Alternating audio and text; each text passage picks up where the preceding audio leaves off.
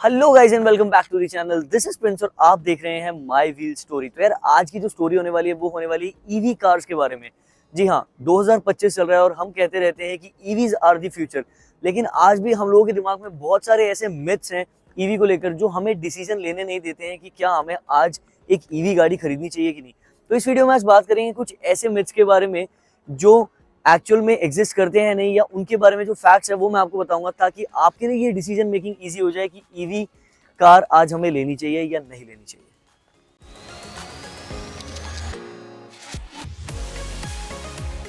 तो सबसे पहला मिथ ये है कि एक ईवी फुल चार्जिंग पे सिर्फ 100, 150 या 200 किलोमीटर ही चलती है, जबकि अगर हम पेट्रोल गाड़ी का टैंक फुल कराते हैं तो वो 700, 800 किलोमीटर चलती है। तो मैं आपको बता दूं कि ये लाइन बहुत पुरानी हो चुकी है। आज जितनी भी मॉडर्न ईवीज आ रही हैं उसकी जो रेंज कंपनी ऑफर कर रही है वो आपको 350, 400, 500 जबकि 600 तक भी ऑफर कर रही है। तो अब आपको रेंज एंग्जाइटी की टेंशन नहीं होनी चाहिए। आप एक बार अपनी गाड़ी को चार्ज कीजिए और आप उसको हफ्ते तक भी चला सकते हैं, क्योंकि एक सर्वे के अनुसार जो एवरेज रनिंग इंडिया में एक बंदे की होती है वो 35 किलोमीटर के आसपास होती है। मैं ये नहीं कह रहा कि आप एक एवरेज कंज्यूमर है, लेकिन अगेन 500 की रेंज रियल लाइफ में बहुत अच्छी रेंज है। तो अब ये मिथ पुराना हो चुका है कि ईवीज में हमें रेंज नहीं मिलती।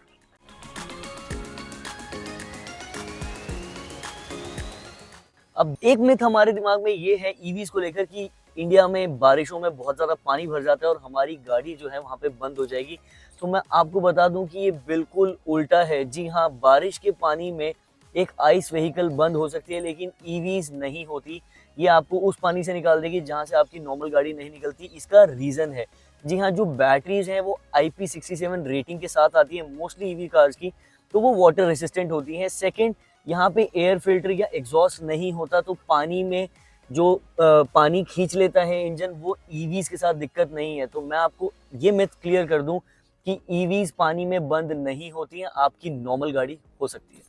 और अगर हम पानी की बात कर ही रहे हैं तो मैं आपको बता दूं कि सिर्फ पानी ही नहीं, ये जो बैटरीज हैं ये टेम्परेचर टेस्टेड भी होती हैं, रिगरस टेस्टिंग होती है इन सारी बैटरीज की। तो ये हाई टेम्परेचर, लो टेम्परेचर सब में सर्वाइव कर सकती हैं। तो आज की डेट में batteries are very durable if we talk about EV cars.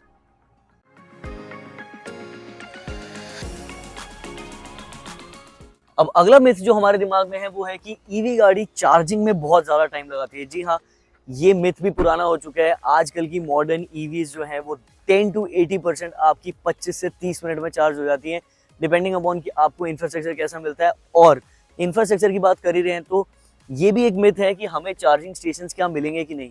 तो मॉडर्न सिटीज़ में हर जगह आजकल चार्जिंग स्टेशन है। मैं अपने घर के आसपास अगर चेक करता हूँ ईवी स्टेशन, तो मेरे को हंड्रेड्स में ईवी स्टेशंस मिल जाते हैं। यहाँ पे मैं आपको ऐप का स्क्रीनशॉट भी दिखा दूंगा, जहाँ पे आप देख सकते हैं कि ईवी स्टेशंस कैसे एक ऐप पे आप इजीली लोकेट कर सकते हैं। तो इंफ्रास्ट्रक्चर की अब उतनी दिक्कत नहीं है, लेकिन अगेन कुछ रिमोट रीजन्स हैं जहाँ पे आपको दिक्कत आ सकती है। वहाँ तो पेट्रोल पंप्स भी नहीं मिलते। मैं बात कर रहा हूँ लद्दाख रीजन की, या कुछ ऐसे डिजर्टेड एरियाज की जहाँ पे पेट्रोल भी बहुत दूर तक नहीं मिलता।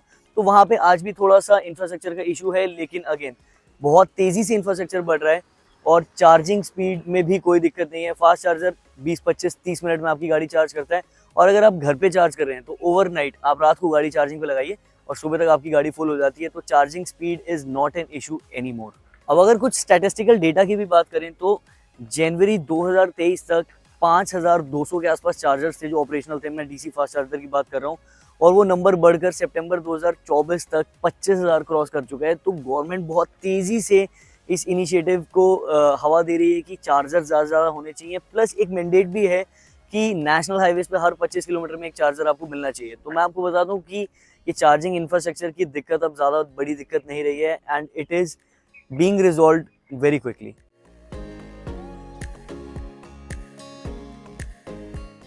अब अगला मिथ अगर मैं बात करता हूँ तो एक मिथ हमारे दिमाग में ये है कि ईवीज आर एक्सपेंसिव। जी हाँ, ईवी गाड़ी महंगी पड़ती है, लेकिन मैं आपको बता दूं कि ऐसा बिल्कुल भी नहीं है। जो टेक ईवी गाड़ीज आप अपने साथ लेके आती हैं उसके हिसाब से इसकी प्राइस जस्टिफाई होती है। जी हाँ, अगर मैं बात करूँ हैरियर ईवी की या किसी भी मॉडर्न ईवी कार की, तो वो जो 25 लाख में आपको टेक देती हैं वो किसी भी आइस व्हीकल में आपको 50-60 लाख की गाड़ी में मिलता है, पहली बात। लेकिन अगर आपको लगता है कि ईवी थोड़ी सी महंगी है अभी, तो वो ओवरऑल आपको हमेशा सस्ती ही पड़ती है, क्योंकि जो मेंटेनेंस और रनिंग कॉस्ट है वो सिग्निफिकेंटली कम है एक as compared to an ICE vehicle, तो ओवरऑल जो आपका ओनरशिप की कॉस्ट आती है वो ईवी में बहुत कम आती है as compared to an ICE car. जो मैं बात कर रहा हूँ कि टेक बहुत सारा आता है गाड़ियों में, तो उसमें से फीचर्स की मैं बात कर रहा हूँ, जैसे कि रिमोट पार्किंग। आपने देखा होगा कि आजकल की ईवीज जो है वो रिमोट से आप सेल्फ पार्क कर सकते हो। या फिर अगर हम बात कर लें म्यूजिक सिस्टम की, 16 स्पीकर, 10 स्पीकर, तो ये जनरली आपको ईवी कार्स में ही इतना टेक देखने को मिला है जो आपको नॉर्मली नहीं मिलता। रियर व्यू मिरर के लिए भी अब अलग से कैमरास आ रहे हैं, तो बहुत सारा टेक है जिसकी अपनी एक कॉस्ट होती है जो ईवी कार्स को थोड़ा सा एक्सपेंसिव बनाती है, but overall cost of living with N EV is significantly lower than N ICE car.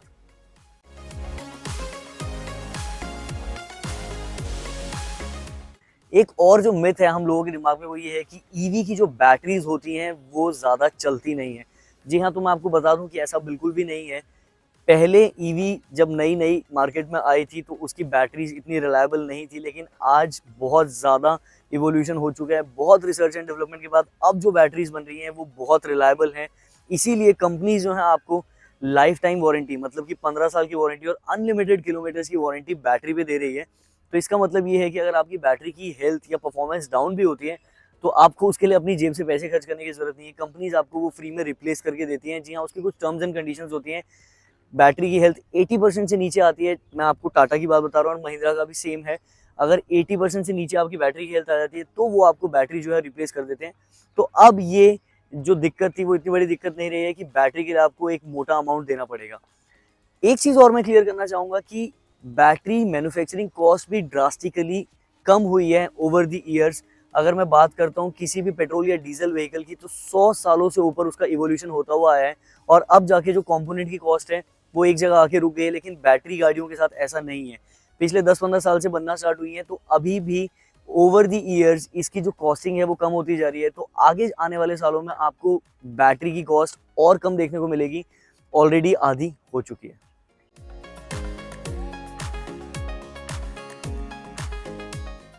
तो फाइनली वीडियो को कंक्लूड करते हैं और बात करते हैं कि क्या हमें ईवी एक्चुअल में लेनी चाहिए। तो मैं आपको बता दूं कि ईवीज आर द फ्यूचर, ये स्टेटमेंट एकदम करेक्ट है, लेकिन कुछ चीज़ें ओवर द ईयर्स इंप्रूव होंगी। जैसा कि मैंने आपको पहले बताया कि बहुत सालों से पेट्रोल और डीजल व्हीकल्स पे काम होता आ रहा है, ईवीज अभी नई हैं।